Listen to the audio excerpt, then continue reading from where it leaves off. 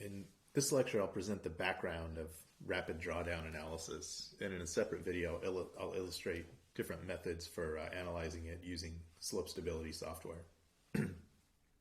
So the basic idea here is that we start out with a reservoir that's at some level behind an earth structure, and it's been there long enough to establish a steady state phreatic surface through the earth structure, and then we know the water level on the downstream side.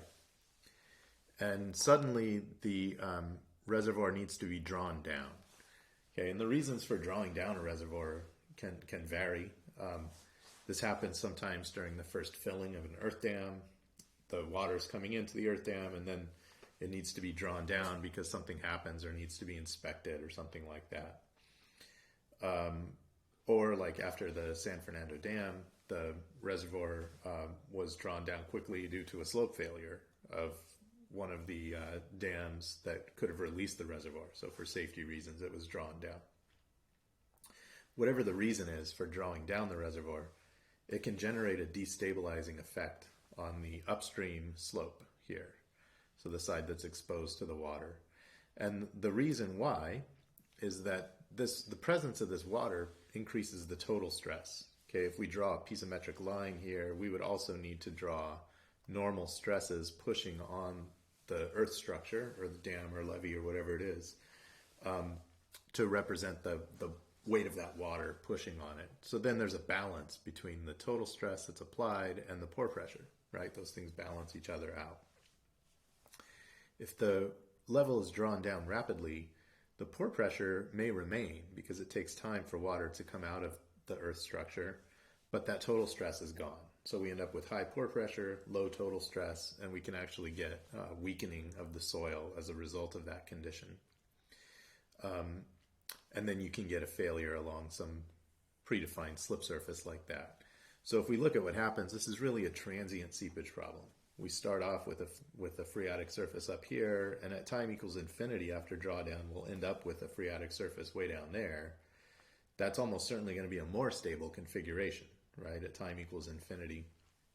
But at intermediate times, we have this period of raised water level within the levee, and that's the transient condition that we're worried about because we have those high pore pressures and low total stresses restoring those pore pressures on the reservoir side. So this happens only to soils that can't drain, right? The drawdown can't really happen instantaneously. It takes time for water to be drawn out of the reservoir. If the soil's free draining, if it's a clean sand or gravel or something like that, then probably at the same rate that the reservoir is drawn down, the phreatic surface will also go down and reach steady state conditions until, you're never having this excess pore pressure problem because the soil is free draining. So the factor of safety only decreases if the soil does not drain during the time frame by which the reservoir is drawn down. We can analyze whether a soil is drained or undrained during rapid drawdown by looking at the time factor from soil consolidation theory. So here's an amount of time, lowercase t. That's the time required for drawdown to happen. Like how long does it take for the reservoir to come down? And then based on consolidation testing, we can know what C sub v is, the coefficient of consolidation. And C sub v can be measured directly from a consolidation test, or alternatively, if you know the hydraulic conductivity and the compressibility of the soil, you can calculate it using this equation right there. HDR is the drainage path length, so that's the biggest distance that a molecule of water would need to move in order to get out.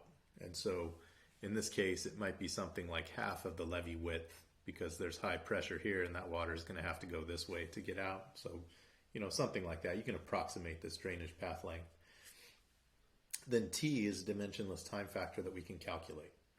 And if T is greater than 3, if the time factor is greater than 3, then we can just say that drainage is going to occur during rapid drawdown. There's no excess pore pressure. We don't need to worry about this rapid drawdown problem because we're not going to have excess pore pressure in the soil. So if T is less than 3, we probably do have to analyze rapid drawdown. And there is a zone where, if T is pretty low, say it's 0.01 or something, then it's going to be pretty much entirely undrained. If it's 2.5, if it's 1, it might be in that partially drained zone where you might have a little bit of excess pore pressure, but it's not fully undrained. And I'll show you ways of analyzing those kind of problems when we get to the slope stability software lecture. Now, drawdown can occur at different times, right? It can occur during construction. So, you know, for earth dams, sometimes during construction, some water gets in, it starts raising up, then it goes back down. I don't know, maybe that could happen. More common at the end of construction. You know, on the first filling of an earth dam, it's common to start filling it and then have to reduce the reservoir to address issues before it can be filled. Or it can happen long after construction. If it happens during or at the end of construction, all of the soil hasn't really had time yet to consolidate under the phreatic surface that gets established from a full reservoir being there for a long time, long enough to reach a steady state seepage condition. Therefore, you can use the strengths that are measured in situ, either during compaction, if you're building an earth structure, or the strength of the clay below the reservoir, below the dam or the earth structure, you know, just based on in situ tests, because it hasn't had enough time to change yet. If it happens long after construction, which is actually the case that we'll be analyzing, you use consolidated strengths. So now the strength that you measure right now is no longer the same as the strength that's going to exist a long time after this dam has been there with a time to form a steady state seepage condition. Then we can use different kinds of analysis for this. We can use an effective stress analysis, or ESA, or we could use a total stress analysis, or TSA. I prefer the total stress analysis approach for reasons that I'll talk about shortly.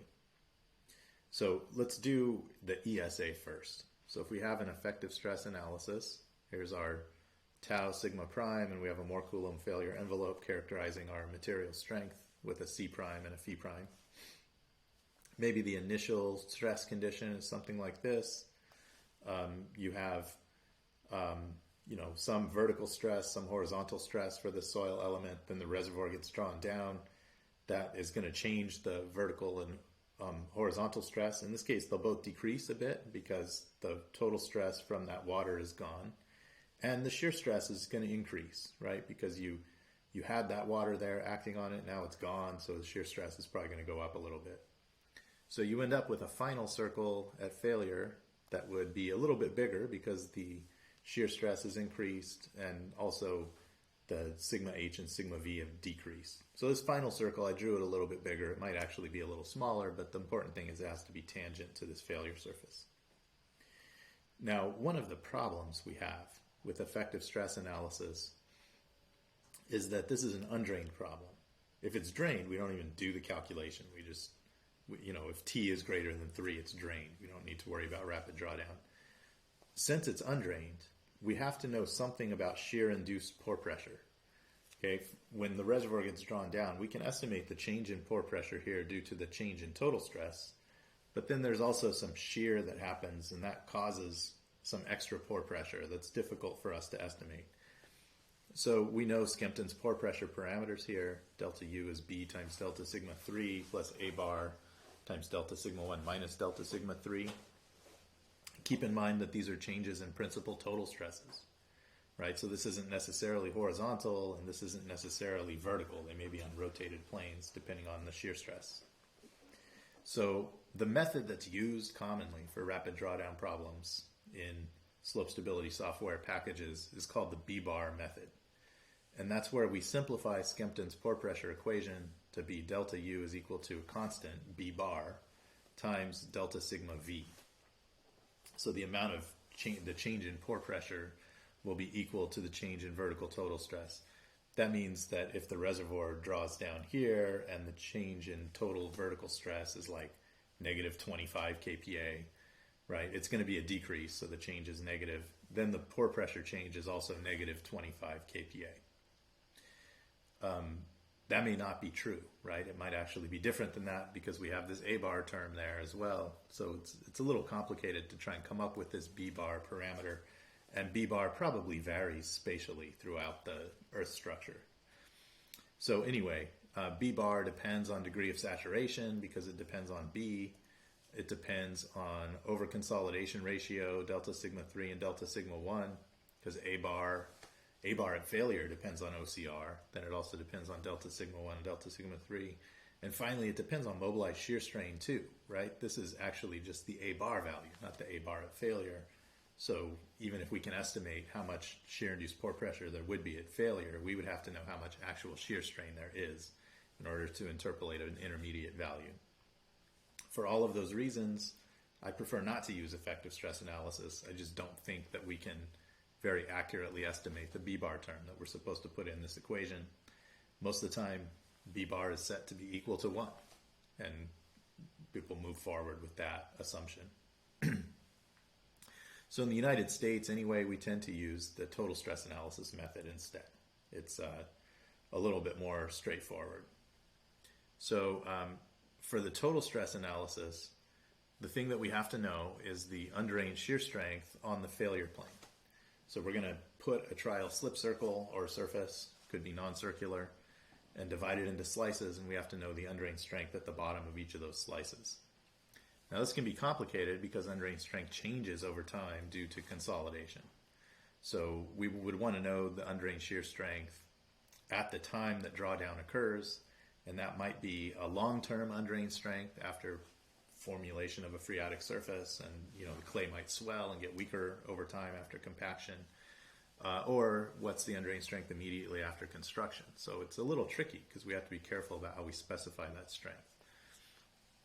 So for drawdown, during or immediately after construction, use in situ undrained strength. And you can measure that using unconsolidated undrained tests, UU, or consolidated undrained tests, CU, where the soil is reconsolidated to the in situ sigma prime value. That's another common way of getting the in situ strengths. Or you could use something like a vein shear test or a cone penetration test. For drawdown long after consolidation or long after construction, we have to use the consolidated shear strength. And now we have to consider a couple things, right? We have to consider the fact that the effective stress condition has changed. We have to consider the fact that the clay is now anisotropically consolidated because there's some shear stress acting on it during consolidation. So we can do anisotropically consolidated undrained strength tests, ACU, or we can do isotropically consolidated strength tests plus some assumptions about how the strength will change due to anisotropy. So what I'll talk about in the next lecture is the 3-stage rapid drawdown procedure by Mike Duncan and his colleagues. And it's basically a way of doing long-term rapid drawdown calculations. And in particular, how do we find that anisotropically consolidated undrained strength to put in for the soil?